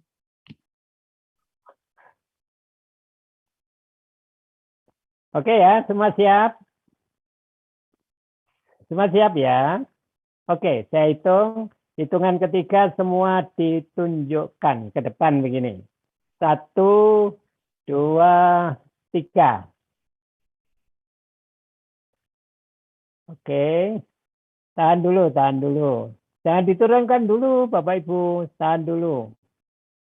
Ya. Bentar. Oke. Ya. Cukup.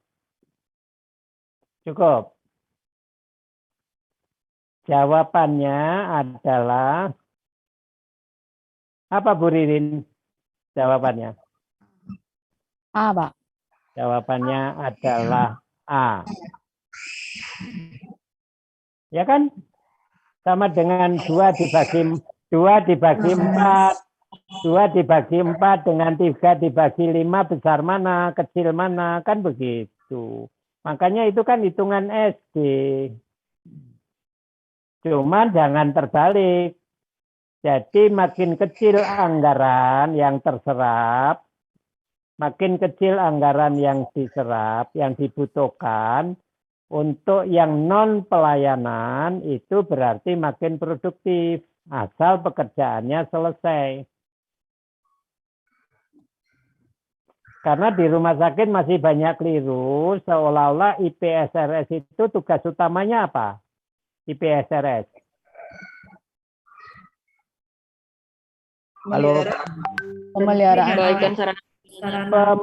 Pemeliharaan loh ya, bukan memperbaiki, masih banyak yang keliru.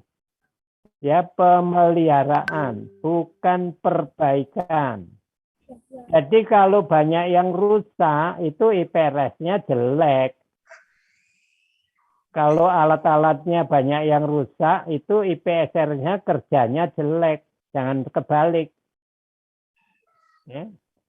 Karena masih ada rumah sakit yang mengatakan kalau perbaikannya banyak itu kerjanya bagus. Ya, kebalik itu. Ya, jadi kalau Bapak Ibu ya ada yang kebetulan menangani IPSRS, tolong mindsetnya ditata betul. Ya, jadi kalau alat itu tidak rusak karena dipelihara dengan baik, maka itulah kerja yang baik. Ya, tolong itu dicatat betul. Dan mungkin juga bisa dipakai untuk tesis. Mana unit kerja yang paling ya produktif di rumah sakit A, mana di rumah sakit B. Ya, bagaimana antara produktivitas rumah sakit antara rumah sakit A dengan rumah sakit B, dan kenapa kok si A atau si B lebih produktif, ya. Itu bisa ditulis. Dan bermanfaat bagi penulis, lulus magister, dan bermanfaat untuk rumah sakitnya. Itu ya, itu tentang. Nah, yang tadi selain efektivitas, efisiensi, produktivitas, ya besarnya kos. Ini ada dua tipe yang juga sangat banyak dipergunakan juga di dimensi ekonomi, yaitu yang tadi saya sebut cost effectiveness analysis. Jadi membandingkan beberapa program dengan tujuan yang sama, tolong ini digarisbawahi. Membandingkan beberapa program dengan tujuan yang sama. Jadi bukan tujuannya berbeda loh ya, tujuan yang sama. Mana yang lebih efisien dan lebih efektif? Mana yang lebih efektif antara program 1, program 2, dan program 3 yang tujuannya sama? Ya.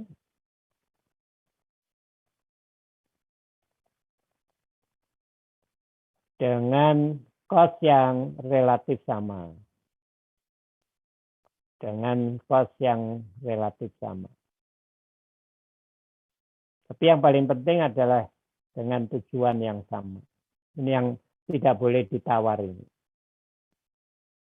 Kalau cost benefit analysis atau CBA itu membandingkan program yang tujuannya berbeda. Yang satu membeli alat radiologi, yang satu membeli ambulan, yang satu membuat ruangan rawat jalan tambahan. Nah, itu tujuannya berbeda.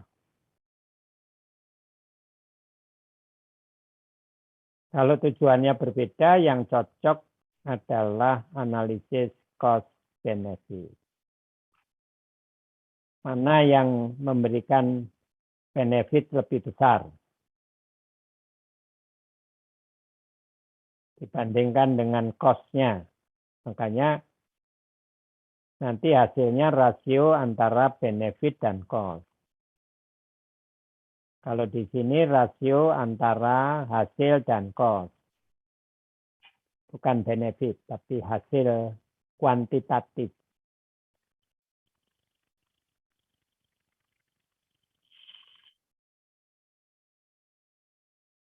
Jadi misalnya menangani penjepitan ya saraf vertikal menggunakan operasi A atau menggunakan operasi B. Operasi A metode baru tapi biayanya sangat mahal. Operasi B biayanya relatif lebih murah. Mana yang cost efektif? Ya, volume hasilnya dan terhadap cost-nya. Kalau yang di sini benefit-nya, manfaatnya dari program.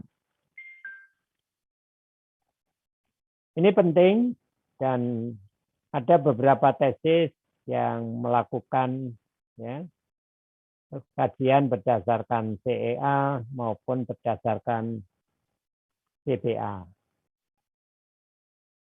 Nah, kita lihat ya secara khusus ya perbandingan antara CBA dengan CEA. Tadi belum saya sebut kalau CBA itu hasilnya dan inputnya dua-duanya diukur dalam bentuk uang. Hasil dan input semuanya diukur dalam bentuk uang. Sedangkan kalau CEA hasilnya bukan diukur dengan uang, tapi ya sesuai dengan program. Kalau kunjungan ya kunjungan. Kalau kesembuhan ya kesembuhan. Berapa yang sembuh? Berapa kunjungan? Tapi kalau di sini semua baik itu kunjungan, baik kesembuhan harus diuangkan. Sangat berbeda ya. Dua-duanya economic evaluation. Ya, dua-duanya ekonomi. Yang satu mengcompare program yang tujuannya berbeda, yang satu mengcompare program yang tujuannya sama. Nah, yang tujuan berbeda ya outputnya dihitung dalam nilai uang, sedangkan CEA dengan tujuan yang sama outputnya diukur dalam bentuk volume sesuai dengan tujuan program itu. Kalau kesehatan ya apakah ada perpanjangan umur harapan hidup misalnya ya. Kalau programnya seperti itu. Bukan rupiah, kalau di sini harus dirupiahkan.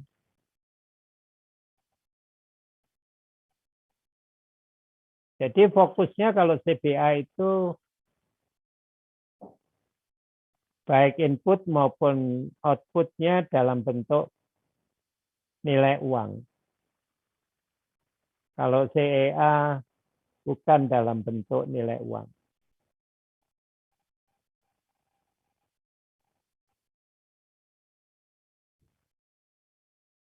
Diulang lagi ya, good, cost and consequence measured and monetary unit.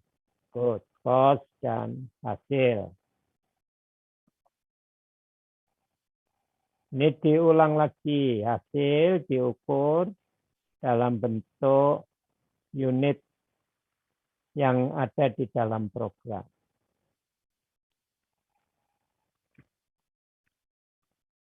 Terakhir, ya net benefit nanti benefit dikurangi cost atau benefit diproporsikan terhadap cost juga bisa. Tapi yang kebanyakan benefit dikurangi cost. Itu net benefitnya. Jadi CPA itu hasil akhirnya dalam bentuk net benefit. Benefit dikurangi cost.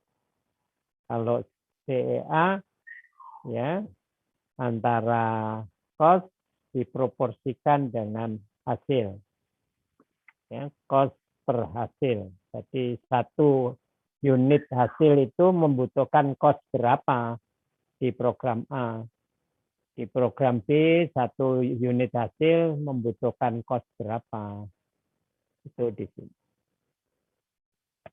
Itu perbedaan utama CBA dan CEA. Silakan kalau ada pertanyaan. Boleh tanya satu lagi Pak Wid? Silakan Bu. Kalau apa itu standar SPM-nya pelayanan kan ada di Kemenkes 129 tahun 2008 itu Pak Wid. Ya. Kalau yang bukan pelayanan kayak apa ada standar kerja minimal gitu Pak Wid, yang non pelayanan? Sebetulnya harusnya ada Bu. Harusnya jangan menunggu panduan dari Jakarta. Prinsipnya itu. Jangan menunggu panduan dari Jakarta. Jadi cleaning service jangan hanya dilihat berapa jam ya dia menyelesaikan sekian meter persegi. Jangan seperti itu. Jadi kalau perlu kita swab lantai, kemudian pertemuan antara dinding dan lantai itu diswab, diperiksa, ya, dikulturkan. Seperti kalau kita menilai OK itu, Bu. Jadi harus ada ukuran, ya, kinerja, meskipun dia non pelayanan. Nah, kalau keuangan banyak, Bu. Ibu nanti lihat ya di akuntansi keuangan. Rasio-rasio itu, ya. Jadi berapa kecepatan menagih piutangnya berapa sih? Itu kan ada itu, kecepatan menagih piutang. Jangan-jangan 3 bulan, rata-rata 3 bulan baru tertagih. Wah, itu diganti aja petugasnya, Bu. Ya. Jadi semua harusnya ada, semua, termasuk administrasi. Administrasi itu contohnya kalau ketatausahaan, surat yang masuk sampai ke alamat, sampai yang dituju itu berapa hari. Ya. Standarnya harus kurang dari 1 hari. Jadi misalnya saya mengirim surat ke rumah sakit Ibu untuk ke bagian pengadaan, misalnya. Karena saya distributor. Maka surat saya harus sampai ke bagian pengadaan kurang dari 1 hari setelah diterima. Nah, SPM seperti itu harus dikembangkan. Jangan menunggu panduan dari Jakarta. Panduan dari Jakarta itu banyak yang tanda petik justru tidak perlu. Ya, seperti IGD apakah buka 24 jam? Nggak perlu itu. IGD rumah sakit kok dikontrol apa buka 24 jam. Ya kalau nggak buka 24 jam ya berarti direkturnya nggak ngerti bisnis gitu. Jadi tolong untuk SPM jangan menunggu panduan dari pusat. Harus dikembangkan dan semua unit kerja. Ya. Tadi sudah saya beri contoh yang ekstrim. Ketatausahaan, keuangan, termasuk IPSRS tadi, AC. Berapa AC yang rusak dalam 1 tahun? Ya. Kalau AC-nya 100 dalam 1 tahun rusak 30 ya tak panggil kepala IPSRS. Nyambut gawemu apa? Kok sampai 1 tahun 30 AC rusak? Dari 100 AC yang ada di rumah sakit. Kan tugasnya pemeliharaan, bukan perbaikan. Namanya saja instalasi pemeliharaan sarana, jangan keliru. Jadi SPM-nya ya banyaknya alat yang tidak rusak. Apapun, Bu, sudah. Termasuk parkir. Kalau parkirnya petugas rumah sakit, Ibu buatkan SPM. Ya. Apa, Bu, kira-kira SPM-nya, Bu? Nah, sekarang saya tanya ini. Mungkin tidak adanya sepeda motor yang hilang? Ya, betul. Tapi yang terkait dengan pasien. Ingat ya, fokus pada customer. Fokus pada pasien. Tersedianya lahan parkir untuk seluruh pasien? Oke, tapi itu bukan pada pasien, tapi pada kendaraan itu. Pada pasien. Mudahnya akses pasien. Terlambat. Tidak ada pasien yang terjatuh dari kendaraan di lahan parkir rumah sakit. Tolong itu diingat betul. Karena kalau ada pasien terjatuh dari kendaraan di lahan rumah sakit, yang bertanggung jawab adalah rumah sakit.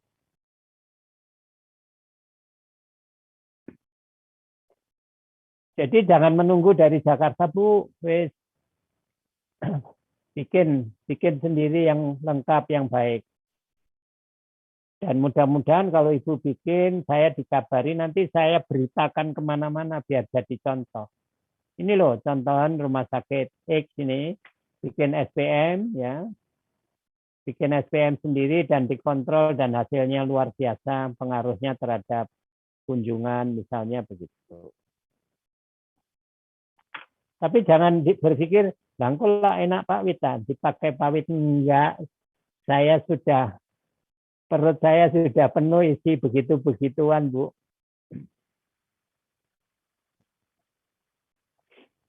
Saya justru ingin menyebarluaskan inovasi Bapak Ibu di rumah sakitnya, ya supaya yang lain ikut belajar ke Bapak Ibu, gitu.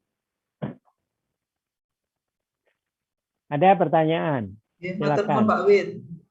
Ya, dibuat Bu, SPM-nya Bu. Kalau perlu bikin grup lah angkatan ini, diskusi bareng-bareng menyusun SPM.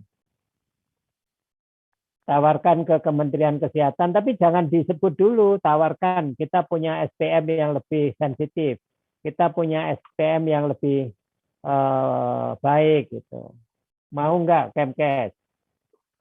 Kalau mereka mau menjawab bersedia, jangan takut, tanyakan wani piro, gitu. Ini saya sambil mengkritisi, jangan sampailah seperti ya institusi akreditasi itu lalu dipakai tempat mencari uang. Jangan sampai institusi akreditasi itu dipergunakan untuk mencari uang. Makanya tadi sambil bergurau saya bilang tawarkan, tapi begitu mereka mau cepat dibilang berani berapa belinya, supaya mereka juga sadar gitu loh, ya. Ya kalau mau cari uang ya mendirikanlah lembaga konsultan, jangan mencari uang di institusi akreditasi, menawarkan pelatihan, ya menawarkan bimbingan, nggak boleh itu. Sorry, untuk Bapak Ibu yang asesor, bukannya terhadap asesor ya, ini terhadap lembaganya. Makanya sekarang ya Kementerian Kesehatan memberi izin beberapa lembaga sebagai lembaga akreditasi. Tadi itu untuk menghilangkan ya kesan bahwa institusi ini justru untuk mencari uang. Silakan Bapak Ibu yang lain.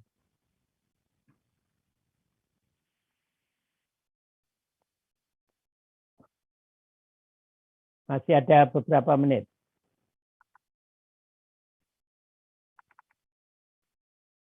Saya kira ini sudah. Jadi saya kira ini sudah ya tadi ya. Ini juga sudah. Nah ini beberapa tipe yang lain yang mungkin ya untuk kenal saja. Karena agak jarang dipergunakan, tapi ini untuk bisa diketahui bahwa ada tipe evaluasi yang lain. Need assessment ya banyak dipakai. Strategic evaluation ini untuk evaluasi perencanaan strategis.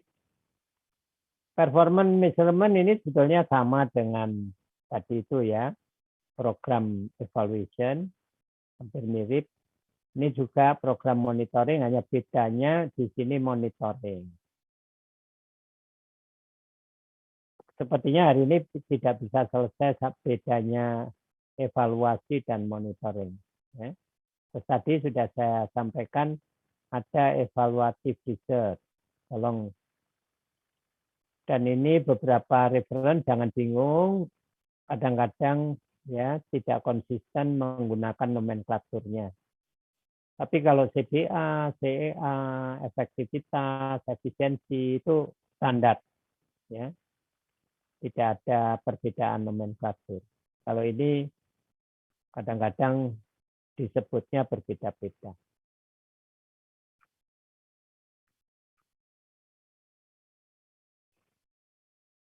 Nanti kapan kita bahas ya masing-masing karena ini agak spesifik.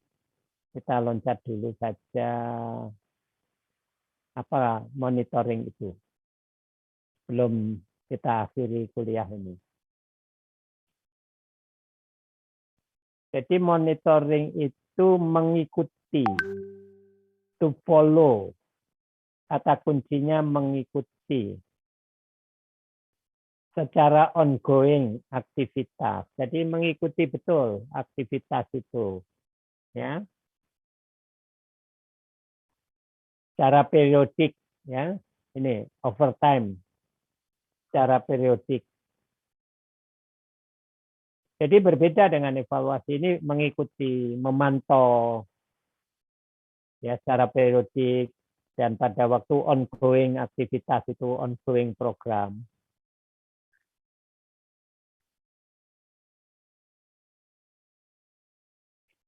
Tapi kalau evaluasi tadi sudah jelas ya, ada sumatif, ada formatif, ada efektivitas, ada efisiensi, ada cost benefit, ada cost effectiveness. Tapi kalau ini ya memantau prosesnya, memantau penerapan. Ya, tapi tentunya harus punya memegang indikator apa yang mau dipantau. Ya. Jadi misalnya waktu tunggu ya sudah saya secara periodik memantau ya seminggu sekali saya lihat ke klinik paru, besoknya ganti ke klinik penyakit dalam, ya memantau bagaimana waktu tunggunya pasien-pasien. Itu monitoring.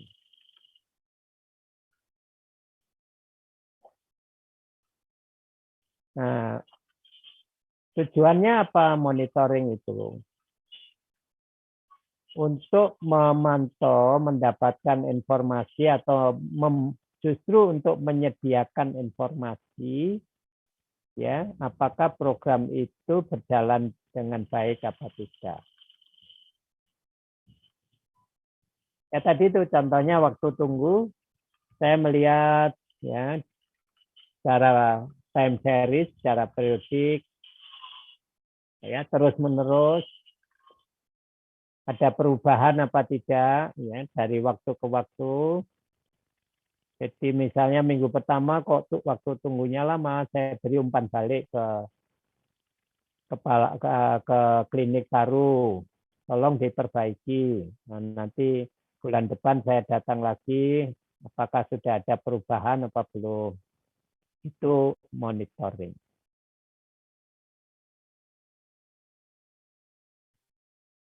Yang dipakai adalah indikator yang bisa terukur, yang kuantitatif ya, yang kuantitatif. Baik pada input maupun pada proses dan output. Dan mungkin juga outcome, tapi tadi kan di cross, baiknya jangan terganggu dengan outcome.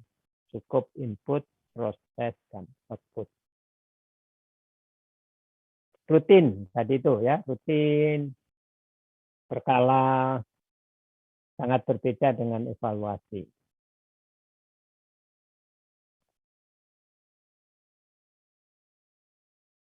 Saya kira itu yang saya tambahkan sebelum kita akhiri. Mungkin ada tabel ya. Ini yang evaluasi sudah, nanti minggu depan kita lihat lagi. Ya, saya kira sudah pas. Ini bagaimana proses merancang evaluasi. Mudah-mudahan kita bahas di pertemuan minggu depan. Tapi sebelum saya akhiri, mungkin ada 1-2 pertanyaan singkat.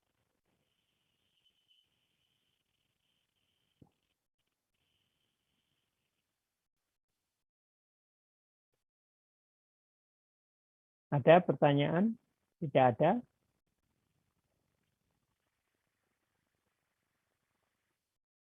Kalau melihat wajah Bapak Ibu itu, seperti melihat wajah Bapak Ibu ingin ke kamar mandi tapi saya larang, nggak boleh.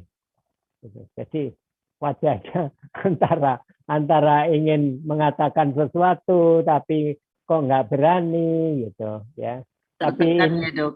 iya, tapi ini tertekan, di bawah ini tertekan, atas tertekan gitu. Iya Bu Selvina. Ini wajahnya Bu Selvina itu tambah gemuk aja itu. Baik, kalau nggak ada, saya kira begitu untuk hari ini. Dan saya akhiri. Wassalamualaikum warahmatullahi wabarakatuh. Waalaikumsalam warahmatullahi Terima kasih Pak Wid. Jaga kesehatan ya semua. Oke Pak. Oke, Pak Wid. Sami-sami Pak Wid. Terima kasih.